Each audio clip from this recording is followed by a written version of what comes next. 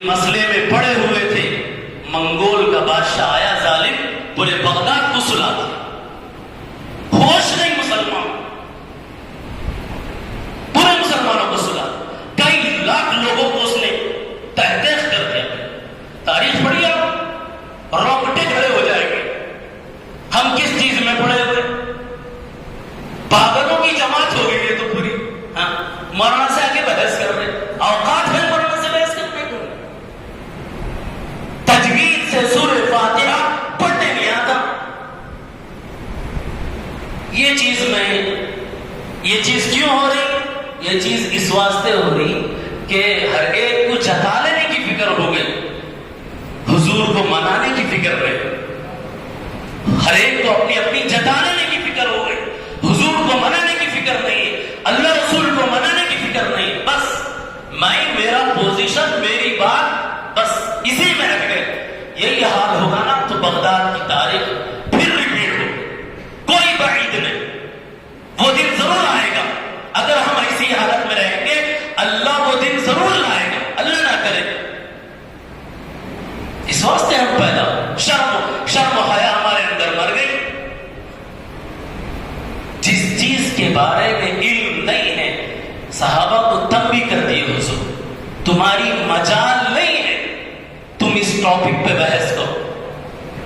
تقدیر کے بارے میں صحابہ آپس میں ڈسکس کر رہے، حضور وہیں آئے، تمہارے اندر یہ قابلیت نہیں ہے، خاموش رہو بس۔ اور ہماری اوقات حضور سے بڑی ہے، ہم حضور سے بڑے، ہم صحابہ سے بڑے۔ صحابہ کیا پوچھو، توبہ الہی، ڈرتے رہنا چاہیے، 100% ڈرتے رہنا چاہیے۔ ہم مسلمان ہیں تو یہ یقین نہیں ہے کلمہ کی موت آئے گی، نہ ہر ایک کو ڈرتے رہنا چاہیے۔ ایمان کی موت کے لیے دعا بھی کرنا چاہیے اور ڈرتے رہنا چاہیے۔ اللہ سے دعا ہے کہ جو بات کہی گئی سیرت النبی صلی اللہ علیہ وسلم کے عنوان سے، ایک ایک سنت کو اپنی زندگی میں لانے کی ہم سب کو اللہ توفیق بھی بخشے، اور اللہ تبارک و تعالی حضور کی محبت اپنے دلوں میں بے وس فرمائے۔ وآخر دعوانا الحمدللہ رب العالمین۔ ایک لمحہ، ایک طریقہ، نبی کا ایک عمل سیرت کی کتابوں میں موجود۔ اور یہ بھی یاد رکھیں کہ ہر زمانے میں نبی کی سیرت کی ضرورت رہی ہے، لیکن اس زمانے کے مسلمانوں کو، آج کے مسلمانوں کو نبی کی زندگی پڑھنا سب سے زیادہ ضروری ہو گیا۔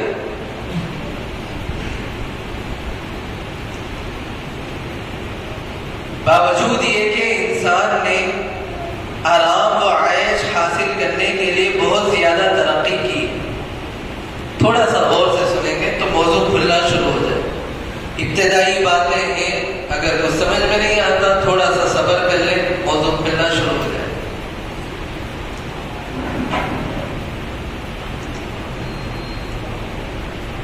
انسان نے بہت زیادہ محنت کی ہے، آرام و عیش کی چیزیں حاصل کرنے کے لیے بہت زیادہ ترقی کی۔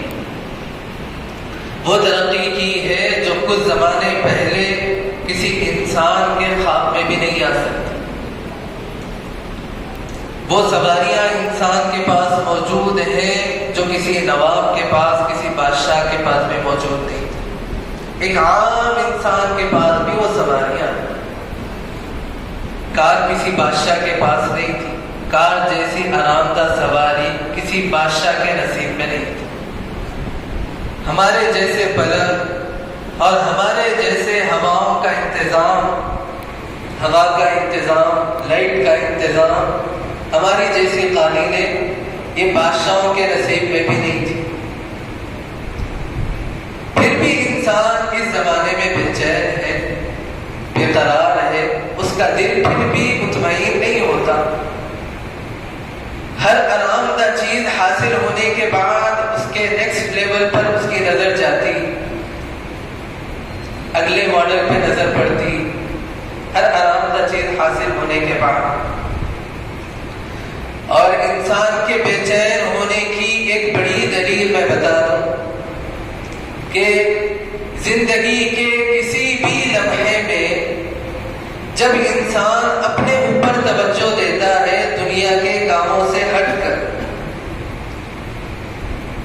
دنیا کے مشغلوں سے ہٹ کر جب انسان اپنے بارے میں سوچنے لگتا ہے، اپنی آخرت کے سفر کے بارے میں سوچتا ہے، تو یہ دنیا کا جو اسے آرام و عیش کی پاکیزگی اور برکت کی بات ہے، یہ تو بے انتہا برکت والا موضوع ہے، بے انتہا سبق والا موضوع، کیونکہ یہ آخری درس ہے۔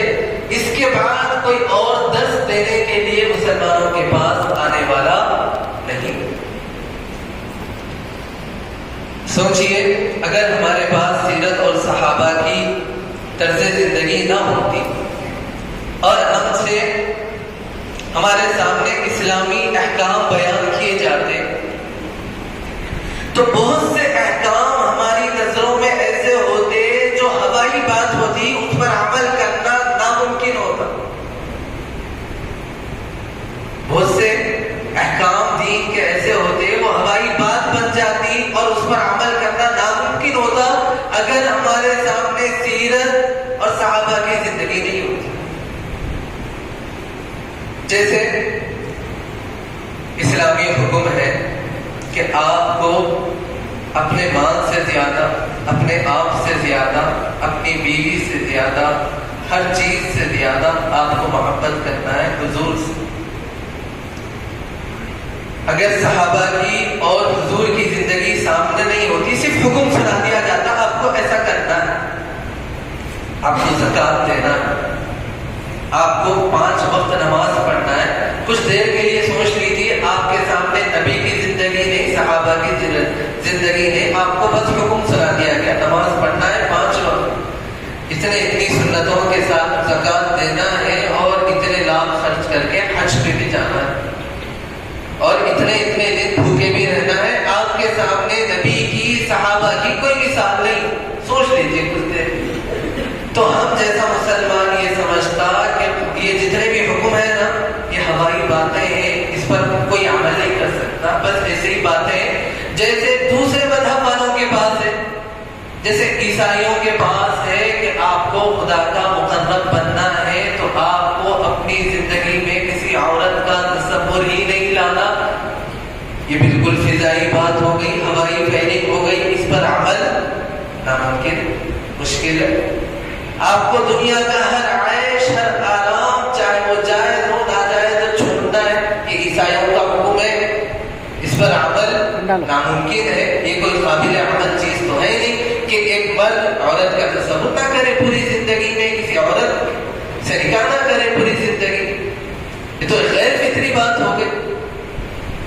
تو اسی وجہ سے جب غیر فطری بات ہوئی تو ان لوگوں نے دوسرے راستے چنے، بغیر نکاح کے عورت کا تصور لانا ہے، جب نکاح سے روکا گیا۔ تو خلاصہ یہ ہے کہ اگر ہمارے سامنے صحابہ اور حضور کی سیرت نہیں ہوتی تو اسلام کے بہت سے احکام کو ہم ہوائی فیلنگ سمجھتے کہ ناممکن ہے۔ قرآن کریم کی ایک آیت ہے لن تنالوا البر حتى تنفقوا مما تحبون، اور ایک آیت ہے ان اللہ اشترى من المؤمنین انفسهم واموالهم بان لهم الجنہ، جس میں ایک پہلی آیت میں تو یہ بتایا گیا کہ آپ زندگی میں کوئی مکمل نیکی کرنا چاہتے ہیں، مکمل نیکی کرنا چاہتے ہیں تو آپ کے لیے ضروری ہے کہ آپ اپنی سب سے محبوب ترین چیز جس کو آپ اپنی زندگی میں بہت چاہتے ہیں اور جو آپ کی زندگی میں سب سے قیمتی ہے وہ خرچ کرنا۔ یہ لن تنالوا البر حتى تنفقوا مما تحبون کا ترجمہ ہے۔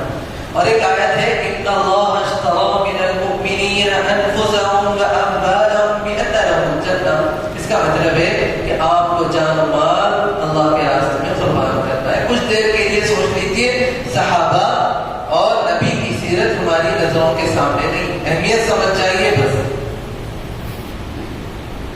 تو اس وقت کے مسلمان، ہم مسلمان تو یہ کہتے ہیں کہ جان لگا دیں، ایسی کیا بات ہے بھائی؟ محبوب چیز، قیمتی چیز اپنی زندگی کی اللہ کے راستے میں خرچ کر دے، یہ تو ناممکن بات ہے۔ اسلام تو وہ مطالبہ کر رہا جو انسان کے بس میں ہی نہیں، جو انسان کر ہی نہیں سکتا۔ 5 وقت نماز پڑھے، 5 وقت آنا ایک مقام پر اور بس وقت دینا، نماز پڑھنا، سنتیں کرنا، اتنے لاکھ خرچ کر کے حج میں جانا، اتنے دن بھوکے رہنا، یہ تو ممکن نہیں نظر آتا. لیکن جب ہم نے صحابہ کے واقعات، حضور کے واقعات، ان کی زندگیاں پڑھی تو ہمیں سمجھ میں آیا کہ ساری چیزیں کر سکتے ہیں بشرطے کہ ہمت ہو. کئی لوگوں نے یہ کام کیا ہے، ان کو دیکھ کر کرنا شروع کر دے. کچھ کمی ہو گئی تو وہ آپ کے اندر ہے، اسلامی حکم میں وہ کمی نہیں.